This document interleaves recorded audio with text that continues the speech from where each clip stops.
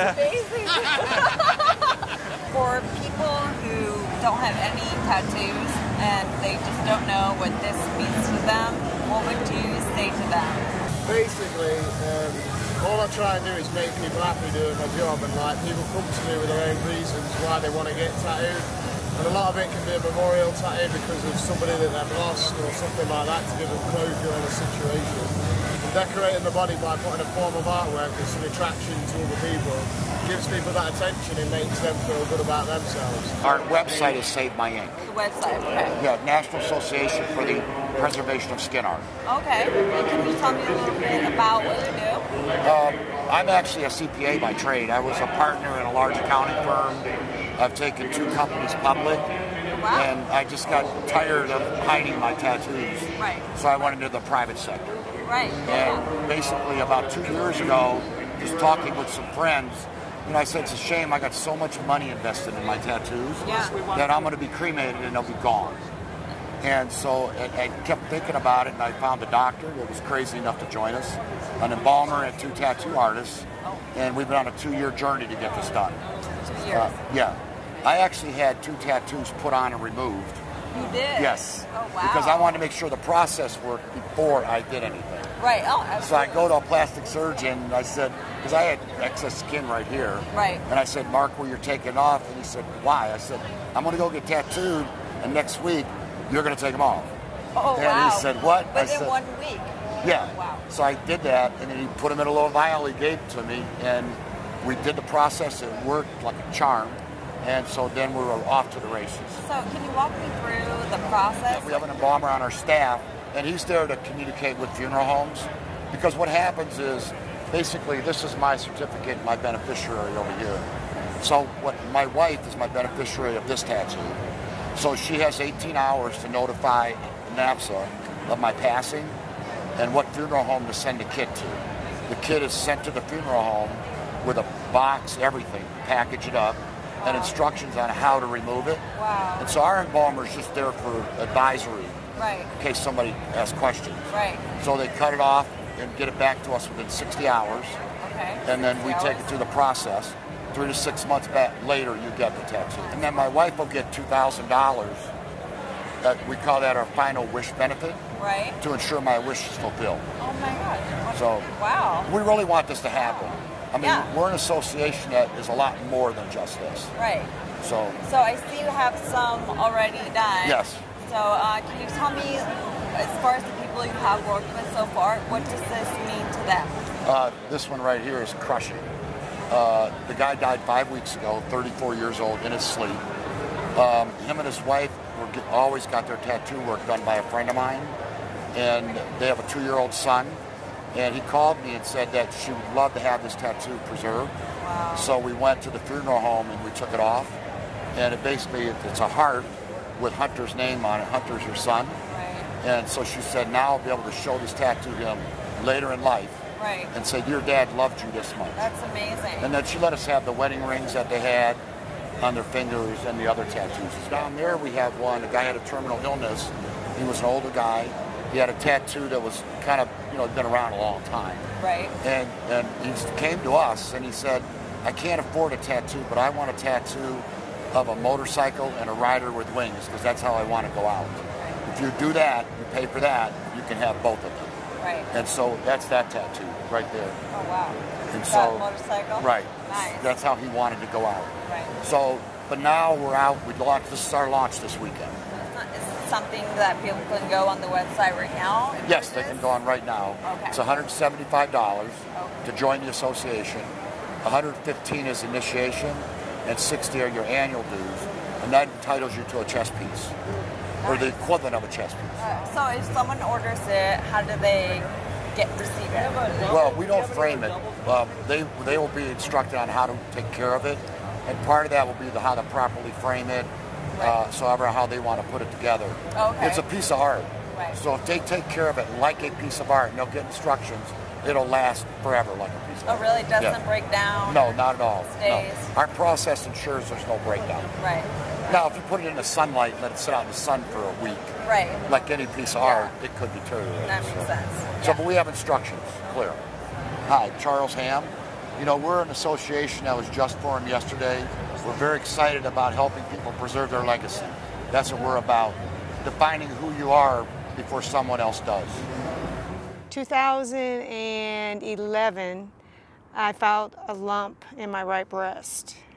And I went to the doctor. They told me to go get a mammogram. I didn't go get the mammogram, and so I just didn't do anything. 2.5 years later, the lump got bigger, and it actually, my nipples started to invert. And my sister is a surgeon, and she used to do mastectomies, actually. So on Thanksgiving of 2013, when I was leaving her house, I thought, you know what, you need to go back in the house and show her.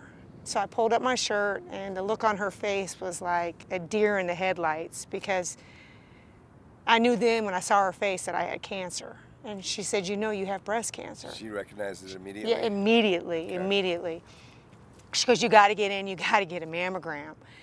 And so I went in for the mammogram in December, because I couldn't get in any earlier than that, because this was Thanksgiving. So I got in December, and it came back abnormal. And then my sister, being that she's in the medical field, referred me to a surgeon. So the surgeon scheduled, it's called a stereotactic biopsy. And they wanted to actually biopsy each side to see if I had cancer on both sides.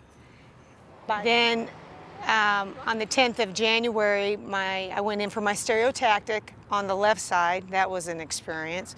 And then the following 4 days later, I went back for the biopsy on the right side. And when they finished prepping me, the doctor came in and said, well, do you want to know your results from your stereotactic? I said, sure. He said, you have cancer.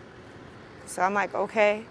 And the lady there just kind of looked at me like, I'm kind of sorry he told you like that. I said, no, I'm glad I know like that, because now I don't have to wait for my appointment to see my surgeon on the 30th of the month. I already know, and I can deal with it. So at that point then, we just scheduled my surgery. And I went in February, had my bilateral mastectomy. Before I had the mastectomy, when they prep you beforehand to kind of tell you what you're going to go through and everything. And my question was about my nipples. I asked, why do you have to remove the nipples? And they're saying you can't keep your nipples because of the blood source and everything, that they don't live. So the only way to get nipples, if you want nipples, is to have them tattooed on. And at that point, I decided I didn't want to do the reconstructive surgery because I wanted to get back to work as quick as I possibly could. So I went back to work, and that's pretty much the extent of it. After that, then I've been debating on whether to have the actual reconstructive surgery, and I decided not to have the reconstructive surgery. I don't mind not having the breasts, but I actually missed having nipples. So when I met you guys, that's when I decided maybe this is the time to go ahead and do this. And it just so happened to be timing, and everything worked out to be like it worked out. And now I'm really glad that I had the nipples tattooed on. You guys did a wonderful job. Thank you. Kim, why was it having nipples so important to you? Well, actually, as the time went by, when you're standing there looking at yourself in the mirror, I mean, I don't mind, I have two backs, but it makes you feel like a woman. I mean, you actually can see that your nipples are there. Even though you may have small breasts or flat, it doesn't matter. You still look like a woman to yourself. It makes you feel better. I'm glad I did it, actually. Do you feel like it's, what was your first reaction when you looked in the mirror and you saw your new nipples? It's life-changing, because it's like, wow, I have nipples. Yahoo! Okay, so we were tattooing at the world's biggest tattoo show on earth in Las Vegas, and you came into the booth, and I had Ivan Diaz doing your tattoo, and when he started drawing on your skin, what was going through your mind? Actually, when I first met him, I showed him a picture of what my nipples used to look like before my surgery. So we actually matched the colors and everything to make it look as realistic as it could look. And I was kind of getting excited. I wasn't nervous, but I was a little bit excited. And once we picked out the colors, and then he actually stenciled and drew my nipples on, while I was standing there having to face him drawing my nipples on, that was probably the hardest part, because to get him even. So it was kind of a little bit of prep work beforehand. But once he got all that drawn on where he liked it, where he was comfortable with it, then it was like, okay, I'm ready for this. Just lay down and let's start. And basically I just had my mind focused on what it was going to look like when it was done. And I was thinking, I was glad that I made this decision to do it. So, and anybody else that has been in my situation, whether it's male or female, it's a wonderful thing, because I literally have no tattoos anywhere on me, none. And tattoos are beautiful, that's artwork, but this is, to me, is more than artwork. This is a part of my body.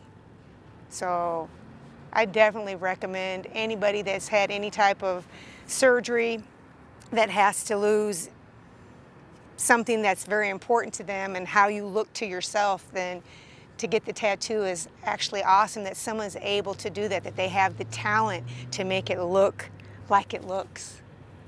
And I thank you guys for that, because that is... The emotion I'm feeling from you right now makes my job worth everything. This is like, I got chills right now. Thank you so much. You're welcome.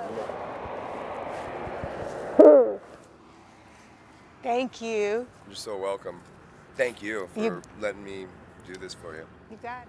So, Kim, you haven't had any tattoos. This is your first tattoo. So, is there a reason why? For me personally, it's just not something I ever wanted. Tattoos are beautiful. They look nice.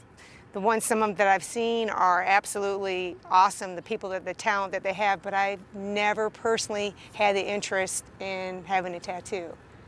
This to me is a tattoo, but it's more than a tattoo. And I don't think, even after having this done, if I did a tattoo, it would be around my torso, around underneath where my breasts were at. I would do it there, maybe. Probably not, but if I did, it would be right here. So Kim, that experience you got after you got your tattoo, that feeling, that's the same feeling other people get when they get their tattoos. You know, even though yours is cosmetic, it's still that same feeling. I'm sure. I'm sure. Because the whole, even going to that expo and seeing everybody's work, and then the gentleman that was in the booth next to me getting his tattoo, he was so anxious and so thrilled to get his tattoo. And I can understand that it's the same feeling all the way around. I mean, it's beautiful. You guys do some outstanding work. You guys are truly artists. Thank you. You're welcome. Very welcome. I thank you. What is the most embarrassing tattoo that you've ever done for someone? That I've done? Okay. Pinocchio. What part of the body?